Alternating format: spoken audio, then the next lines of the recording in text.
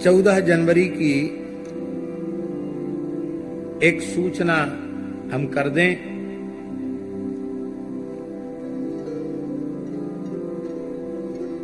और उस सूचना के पश्चात कथा होगी। 14 जनवरी को षठ तिला एकादशी है और षठ तिला में 6 प्रकार से तिल का उपयोग किया जाता है। षठ तिला पापनाशिनी, षठ तिला एकादशी संपूर्ण पापों का नाश करने वाली है। क्या करना चाहिए 6 प्रकार से तिल का उपयोग? ध्यान से सुने। तिलोदवर्ती, तिल को भिजा दो और उसको फिर सिल्लोढ़ी पर पीस कर, आजकल सिल्लोढ़ी तो घर पे है नहीं, मिक्सी है, उसमें बढ़िया पीसता नहीं, लेकिन फिर भी पीस लो, जो उपलब्ध है साधन उसी से पीस करके स्नान करके पवित्र हो करके फिर उसी तिल का उबटन अपने सारे शरीर में लगाना। उस उबटन के 3 भाग करना। एक भाग मस्तक से लेके वक्षस्थल तक लगाना, दूसरा भाग हाथ धो करके फिर नाभि से लेके कमर तक लगाना, तीसरा भाग पैरों पर लगाना। तिलोदवर्ती। फिर किसी पवित्र तीर्थ में गोता लगाना। तो कैसे? तिलस्नाई, या तो लोटा में तिल डाल दो, स्नान करो, अथवा थोड़ा तिल छोड़ दो जमुना जी गंगा जी में, फिर गोता लगाओ। तिलस्नाई, तिलोदवर्ती, तिलस्नाई। तिल होता, तिल का ही हवन करना। तिल होता और तिलोदकी, तिल हाथ में लेकर के पितरों का तर्पण आदि करना। तिल लेकर तिल से ही तर्पण करना। देवर्षि पितृ तर्पण तिल से ही करना। यद्यपि तर्पण में तिल की अनिवार्यता है, लेकिन षठ तिला को विशेष हो।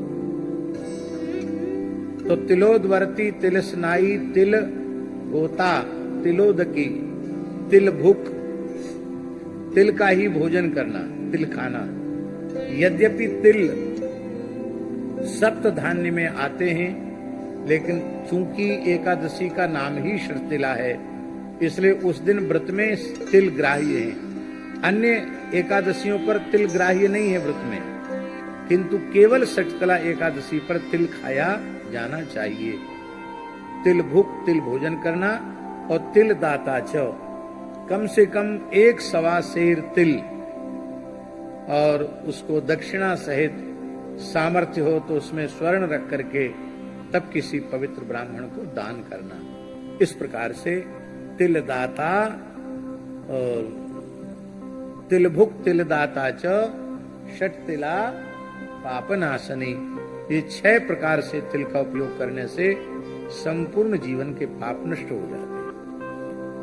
भगवान यज्ञवाराह के पसीने से तिल की उत्पत्ति हुई है, इसलिए तिल को बहुत पवित्र माना गया।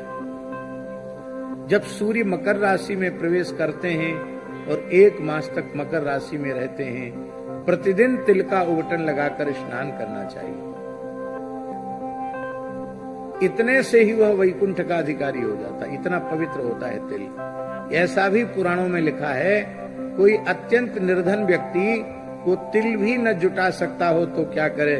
बोले जब तक सूर्य मकर राशि में है, तिल तिल कहकर स्नान कर ले तो भी वो मुक्त हो जाए। इतना तिल का महात्म्य है। तिल का दान महादान कहा जाता है। और यह एक बहुत बड़े संयोग की बात है कि हम समझते हैं कि पूरी स्मृति तो हमको नहीं है, लेकिन शायद 30-35 वर्ष के बाद ऐसा संयोग आया होगा कि जो षठ तिला और मकर संक्रांति दोनों एक ही तिथि पर पड़ रही।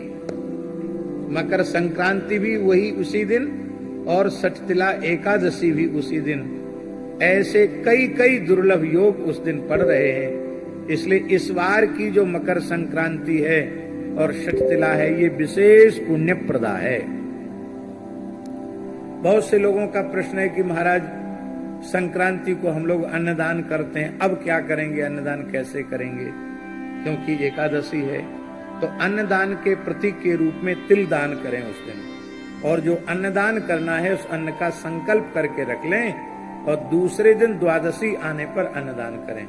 भोज भंडारा भी कराना हो तो द्वादशी को ही करावें, ऐसा है। ये षट तिला संपूर्ण पापों का नाश करने वाली है और संक्रांति तो अक्षय पुण्य को देने वाली होती ही है। 14 जनवरी को मध्याह्न में लगभग एक सूचना हम कर दें।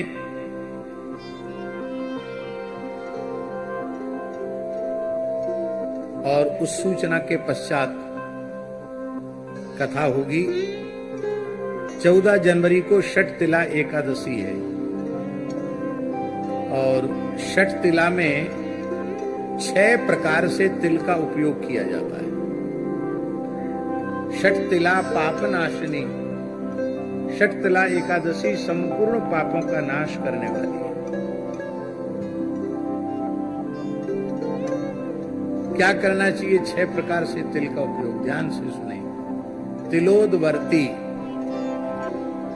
तिल को भिजा दो और उसको फिर सिल्लोढ़ी पर पीस कर, आजकल सिल्लोढ़ी तो घर पे है नहीं, मिक्सी है, उसमें बढ़िया पीसता नहीं, लेकिन फिर भी पीस लो, जो उपलब्ध है साधन उसी से पीस करके स्नान करके पवित्र हो करके फिर उसी तिल का उबटन अपने सारे शरीर में लगाना।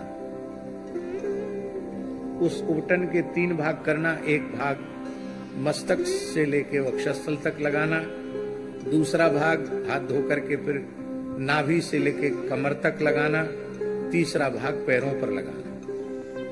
तिलोदवर्ती। फिर किसी पवित्र तीर्थ में गोता लगाना। तो कैसे? तिल स्नाई, या तो लोटा में तिल डाल दो, स्नान करो, अथवा थोड़ा तिल छोड़ दो जमुना जी गंगा जी में, फिर गोता लगाओ। तिल स्नाई, तिलोदवर्ती, तिल स्नाई। तिल होता, तिल का ही हवन करना। तिल होता और तिलोदकी, तिल हाथ में लेकर के